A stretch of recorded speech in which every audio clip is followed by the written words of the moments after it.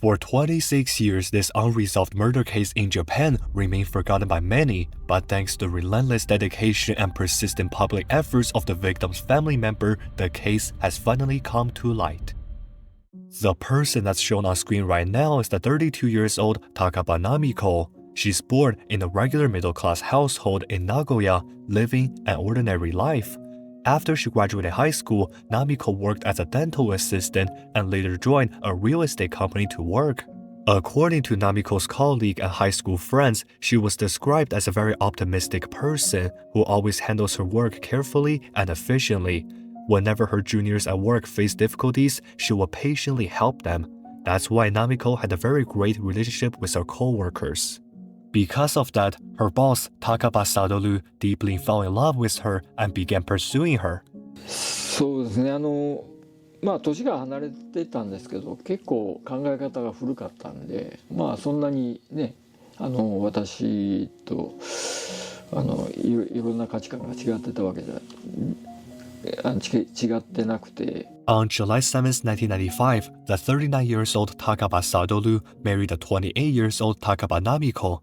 After their marriage, they moved into an apartment called Kadokopo in Nagoya's Nishi ward. 2 years later, they welcomed their first son, Takaba Kohei. Based on how Namiko describes her life in the diary, she seems to be very happy and deeply grateful for the birth of her son. Before going to the shrine visit, he saw his daddy's face for the first time and smiled. So cute. Thank you so much for being born healthy. I'm so happy I got to meet you, Kohei. In October 1999, Namiko finally bought the car she had been dreaming of and even fulfilled her longtime wish of driving her family to Disneyland. Satoru still clearly remembered the words she spoke to him that day. 本当に私、人生で今が一番幸せな時かもしれないって言ってました。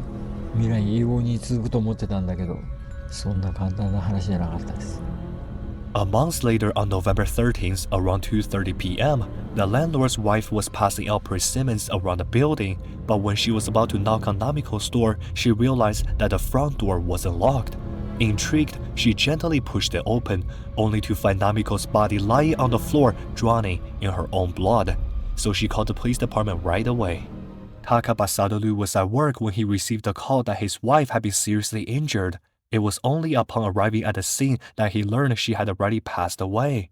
During the investigation, neighbors reported seeing a suspicious woman near the building, and police dogs followed a blood trail left by the perpetrator, but they were ultimately unable to locate the suspect, and the case soon went cold. Even though the police had several pieces of evidence, including the facial portrait of the suspect and the shoe size from the footprints, they were unable to locate the murder. Namiko's 2-year-old son Kohei had witnessed the entire crime, but due to his age, he could hardly describe or remember what happened. In his young mind, his loving and caring mother had simply vanished, leaving him confused and upset, yet unable to express his feelings.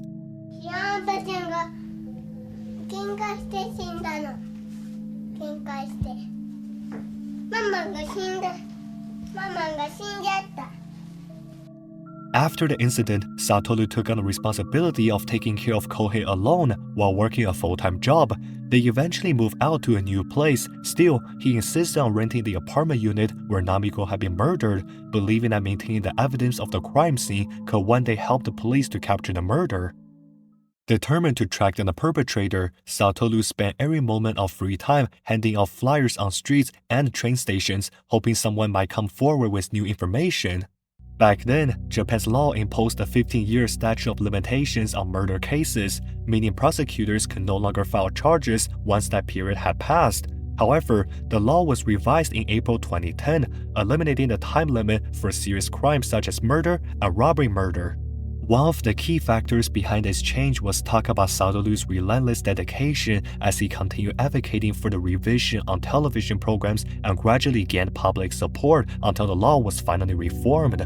Satoru has never shed a tear in front of the camera. He believes that if the perpetrator saw him crying, it will bring them satisfaction, so he constantly reminded himself not to show emotion in front of the media. And just like that, Satoru has been fighting this battle alone from 1999 all the way to 2025. Even though the landlord of the old apartment offered him discounts, he still spent around 22 million yen over the years. Besides the money, I can't even imagine how much time and effort he has devoted throughout those 26 years. If it were you, would you have given up and moved on already? On October 31st of this year, the Japanese police successfully captured the murder after reinvestigating the case last year and identifying the suspect through DNA testing among hundreds of people. After the DNA test come from the match, the suspect had no other choice but to turn themselves in on the night of October 30th and admitted to the crime. 本日発生から約26年の時を経て被疑者を殺人罪で通常逮捕いたしました。被疑者は名古屋市港区安福久美子69歳。 So I know you're probably wondering just who in the world is this Yasufuku Kumiko? It turns out that Kumiko and Satoru were high school classmates and she was even in the same tennis club as him. According to Satoru, Kumiko even gifted him chocolates and love letters on Valentine's Day, but they were never close friends or anything. After graduation, the two lost contact until a year before the murder in 1998 when they were reunited at a high school reunion party. Unfortunately, as for her motives, as of the day I am writing the draft for this video, the police department has not released any official statements. However, it is widely believed that the crime may be related to jealousy or hatred towards Namiko. But if you support me by clicking that subscribe button on the screen, I will be making another video in the future once more information is released. Thank you for watching until the end, and please comment down below your thoughts on this case. I'll see you guys next time. Bye bye.